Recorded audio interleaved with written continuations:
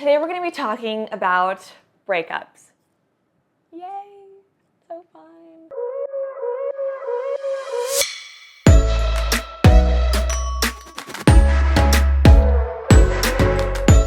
Actually, we're going to make it fun because it's not the end of the world, even though it feels like it, and it feels like someone kind of took your heart, put a knife in it, turned the knife around, took it out, put your heart back in, upside down. You don't feel like yourself. So we're going to turn your heart the right way, pull that knife out, stitch it up. If you want a boob job, we'll get a boob job in the process, so you only go under once. Am I weird? I'm weird. In my head, this is so funny. We're gonna talk about the aspects of it, how to get over it, and this could be, a divorce is a breakup, you know, but when you have a kid, it's a little more, you can't just cut them off and be like, see ya, that was a mistake, because you have a child. So we're going to talk about both aspects, but I thought this would be important, especially the month of February. This is the month of love. It's Valentine's week, day, whatever. I talked about things that I've learned in my 20s, and one of the things I said was feeling the pain of getting through a loss or a breakup. So breakup, whether it's with a girlfriend, a best friend, a guy, whoever, it sucks and it hurts because it's a different form of grieving. It's a different form of loss because that version that you had of that person is dead, and also that version you had of yourself, that future idea, is also dead. So you get to have the beautiful opportunity to rebuild something to even better than what you could have imagined before. And that's the hopeful side I want to shift, because when that perspective changed for me in my divorce, it was like so uplifting. It was so like, it made me stand up straighter, and it made me want to get ready in the morning, and it made me exciting and hopeful and not like just depressed. So I was like depressed and excited, not just depressed, you know? Baby steps. I know you guys know me from my divorce. Let's talk about my first like breakup that lasted so long because I had no boundaries and could not let go. And this was my high school boyfriend, my first love, first everything. And I was his first, he was my first. And it was just honeymoon, first 6 months. I was like, this is awesome. This is what Taylor Swift was singing about. So funny, because when it's like your first love and you fall so hard, even what they do wrong is romantic, because the redemption on how they try to make it better is like, wow, you really fucked up. But you also brought me 30,000 flowers. I forgive you. So I kind of set the standard little low. He was young and I was young. I had a very difficult time letting go of that relationship because I thought that letting go of that relationship meant the end of my love life. It was a very weird psychological thing because he was the first person I slept with, so I thought that, and he like accentuated that with me a lot. He made it a point to let me know that. I thought if I would sleep with anyone else, he would never want me back. Like I would be tainted. Like he would never like give me another chance again. The chance of that relationship ever working out, possibly in the future again, would be just done. And that's so, you can't move on like that. Like you can't move on. I literally was gonna go on a date with like 5 different guys at different points in my life, and I canceled each date the literally week before, night before, I don't even remember, because I was so scared that he would see me out on a date, that one of his friends would see me and tell him. It was not healthy, and it like definitely hindered my college experience. Why am I talking about this? What I learned from that. It was kind of shitty, and it also taught me what I would tolerate and would not tolerate in a relationship. Love aside. Love can cloud you, and when you're so in love, they can literally do anything to you, and you see flowers. But it's actually red flags. They're not flowers. What you need to remember is that this is gonna open up so many more new doors for you. When I was getting divorced, I was like, who's gonna wanna date a single mom? Who? I would look at single moms and be like, that's so tough. They have a kid. If I would be on dating apps and I saw that someone had a kid, I'd be like, no, I don't want that responsibility. So it was very difficult for me to basically be confident in my new situation. Because in my head, it was gonna be like this perfect family. We were gonna be together forever and it was all gonna be great. And when that didn't happen, what saved me was changing that narrative in my mind. And you have to do that. You have to do that, especially if you were planning on spending the rest of your life with someone. You have to grieve it. It's the end. It's another life now, a new beginning. It's fun and exciting and sad. When you're dealing with a breakup, like you're not only grieving that person, you're grieving who you were with that person. Because that's done as well. You're not gonna have that dynamic again, and letting that go gracefully helps you welcome this new version of yourself, this new Renaissance age, new woman or man, whoever's watching this, version of yourself, because you're breaking up with them, but also breaking up with that old version of you. And that is so, like, just think about it that way and it helps you heal so much. Because what's really hard about breakups is change and loss. But when you realize in your mind that this is the start of something new, change doesn't have to be the scary thing. Focus on yourself and what you have to alter in your mind. It helps healing tenfold. It really does.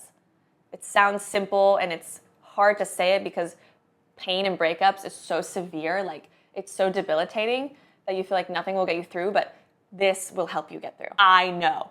I went through it for you.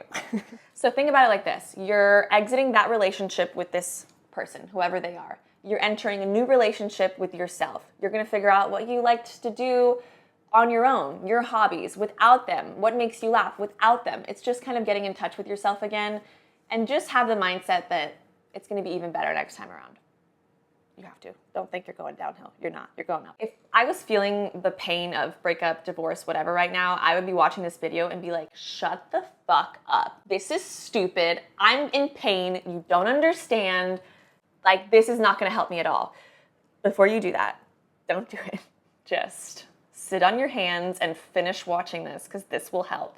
You have to understand this is going to dictate the rest of your life. All these decisions we make, I lost like 3 years of my life not being able to get over my first love. That's so much time wasted. That's so much time I'm never going to get back. This is going to dictate the trajectory of your future friends, of your future job, of your future days. Like, what are your days going to be like? All these decisions add up and they make the rest of your world. So that has weight and impact. Don't waste these days. Like, take the time to mourn and then get your ass up. It seems like nobody wants to work these days. I'm just kidding. The biggest shock, I think, after breakups is time spent. You're used to spending all your time with them. You're used to texting them. You're used to calling them. You're used to putting your makeup on for them. All these things. So now you're shifting that focus to yourself. When you do that, I feel like you also realize this is dumb. When you get in new relationships, it's so easy to like forget friends. Be like, sorry guys, I can't hang out, I got a date. And when you are healing, you realize how many relationships you kind of cut off because of that. This is going to give you a chance to A, remember how valuable they are in the first place, and B, rebuild them and come back. Because your friends are like that foundation. You don't need a lot. You need 1 or 2 people that you can lean on. We're human beings. We all connect. Like, Taylor Swift is amazing because she knows how to verbalize pain and love and loss and obsession and sadness and regret and bad relationships and good relationships. She knows how to verbalize it because we can all connect with that. We've all felt that. Shakespeare, he like set the tone back in the old day. He added a little bit of murder in there, sure, but that's because it was back then. I think they did that a lot more, I think. I don't know why I said that. Maybe they didn't.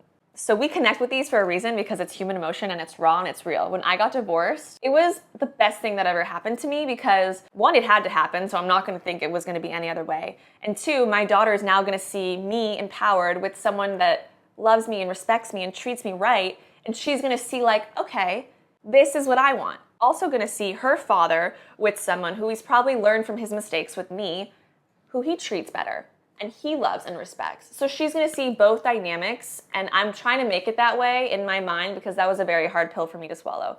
I came from a broken household, whatever. It wasn't broken. My mom divorced my dad and my stepdad raised me, and I remember thinking, he was my dad, but my real dad wasn't there by choice. You know what I mean? Like, and he had to be. Like, that was his, like, job. My stepdad was there by choice. The other one left by choice. So it was this weird thing, and I remember thinking, no matter what, I'm gonna suck it up and I'm gonna stay married. But I was young and naive. That's all I'm gonna say about that. That's all I'm gonna say about that. So let's talk about these new lives. I'm Kat. I have 9 lives, and I've lived Leventa lives. Like, when I was working at the hospital, research coordinator, doing all these studies, got pregnant, old version of me dead. Now I'm pregnant Kat, who's dealing with like so many different worries. When I gave birth, pregnant Kat was dead. Now she's a mother. Now she's actually holding a human that she made. And that's like a whole other thing, like postpartum stuff, dealing with this new life that you really can't identify with. That past is dead. Getting a divorce. It's no longer this happy family we're gonna be together for. No, that's dead. Now it's a new Kat. So Acknowledging that, realizing it, and moving forward. Stop feeling bad for yourself, because that's just gonna take time away from you where you could be laughing, enjoying life, and meeting new people and making new connections and all that stuff. I think some of the things that really changed confidence level wise after the divorce, getting ready just for myself, not for someone else. Your validation now has to come from when you look at yourself in the mirror, not like, oh, my husband told me I looked pretty today. No one's gonna tell you now. Tell yourself. That's even better. I was losing my mind. So these videos, sunburnt from Mars. I'm wearing a hazmat suit and I'm sunburnt and I say, I love, and I turn around and it says, you, bitch, and I walk away. And it's a paper taped to my body. This was when everything was going down the drain. I was losing my mind. That's okay. You can lose your mind. It's all part of it. Your body's like adjusting. It's like shedding skin. It's this whole thing. But there's also healing on it, but heal the right way. Because I had, like, one of my close friends, she had a breakup. She was like the light of the party, just like so sweet, so kind. This breakup was brutal for her. Like, she could not cope with it and get over it. And she is now like a shell of the person she was before, and she knows that, and she's working on it. But that was like one of my biggest fears as well. I don't want to come out the other side worse. I want to come out way better, and I want to come out learning something. And it's different. Every relationship you go through, you see so much clearer after that because you've learned so much. Like, I can be talking to a guy and immediately know you're not for me, next. But it's not like in a mean way, like I'm not gonna be rude, but you immediately instinctively know what will work for you and what won't. So think about it, you just have more wisdom under your belt. You're just that much wiser. I would listen to you at a dinner party more than someone else who's never had a heartbreak. I don't care what they have to say. They don't get it. I was hanging out with friends. I was trying new things. I was exercising again, which is huge for me and like my mental health. There's always this weird thing. So what was hard for me moving on after was trusting someone else. Because when you think you trust someone and then you realize it's not who you thought, you think your judgment of character is off. I always prided myself on my judgment of character. So that kind of made me doubt my instincts and my gut feelings. Once I put that aside, acknowledged what was beautiful about the relationship, the beauty that it brought me, acknowledged it, again, put that to rest, that's no more, but I can still appreciate what was good. It helps you move forward in a healthy relationship. Do not jump into the next relationship, obviously. I mean, unless you want to like sleep with someone, I guess that's fine. I think personally that does more harm than good. You do you, girl. Some of my other friends are like, yeah, that's what I needed. I'm like, cool. I think for me personally, I would probably be crying. Embarrassing. I told a guy after I broke up with my first boyfriend, we were just like making out. And I've only had sex with people I love. So I was laying with this guy. We did not have sex, right? But I was like a little buzzed and I told him I loved him. I didn't even know this guy's last name. Literally just met him. And I was like, because I was so used to saying that, like during like making out and kissing. And I was mortified. I literally was like, I gotta go. And he's like, it's okay, like it's fine. Like I know what you meant, like I know you just blah, blah, blah. I'm like, I don't care. I'm leaving. I was so embarrassed because I told a man I loved him and I just met him. I was literally like, I love you. And I'm like, what the fuck? Everyone's different, every woman's different. Do you, boo. It wasn't my thing. Let's talk about little things to do. First off, get ready every day. I'm not talking about like makeup. I'm talking about get your ass out of bed and put on clothes that are clean and brush your hair and brush your teeth and wash your face. If you want to add makeup, whatever makes you feel confident that day. Step 1. Step 2, do something radical. Get a gym membership. Get bangs so you can bobby pin them when you regret it later. Tattoo. You like tattoos? Get a tattoo. Shopping, like save money, go something exciting that makes you feel confident, whatever it is, do it. Go and buy a new journal. Everyone's so different. Buy a book. You know yourself better than anyone else. So don't listen to what I'm saying. Look inside yourself and think, what is something radical that would inspire me to pursue this change confidently and aggressively and proud? Step 3, you gotta get active again. Don't sit down. People are like, oh, I would love to go work out, but I live in the cold. Just walk around your house. Do 10 push-ups on the floor. Just keep the heart rate going. Mentally, it helps you get out of any possible depression because your endorphins are gonna help kick in a lot. Working out really helps me. It really helped me and I didn't wanna do it and I made myself fucking do it and I'm so happy I did. 4, I go out once a week with a friend. Make friends. You don't have friends? Go by yourself. Go outside. It doesn't matter. I would eat by myself. By myself. That's sad. And I would make myself not be on my phone. You know how awkward that is? You don't know where to look. You're sitting by yourself.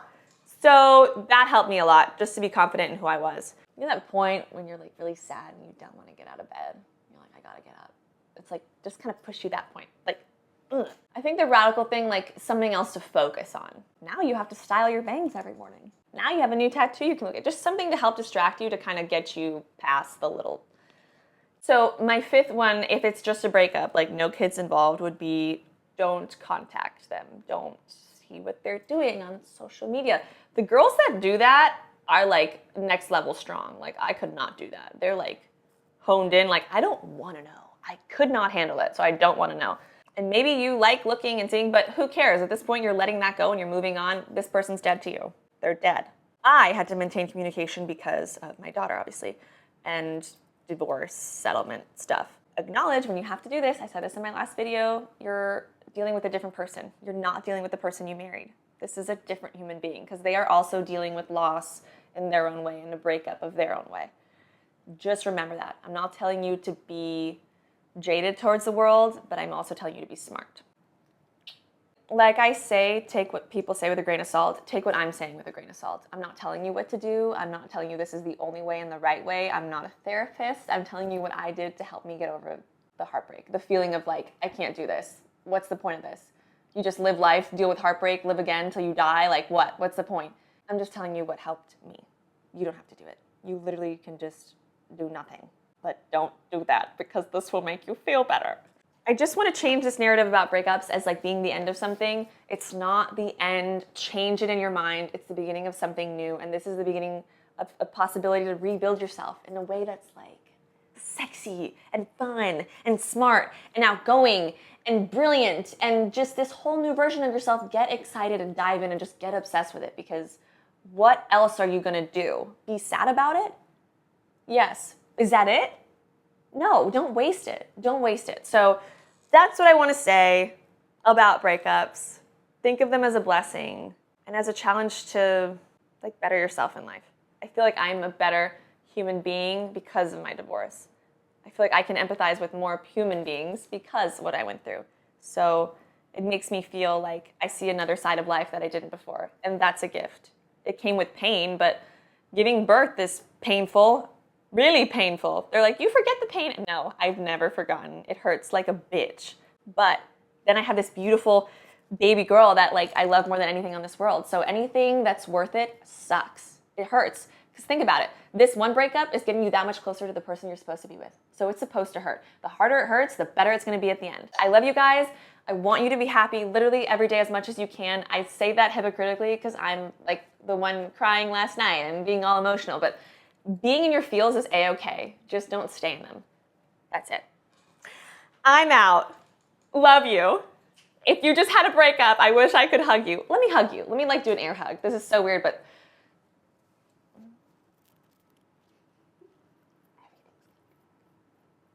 I'm sorry.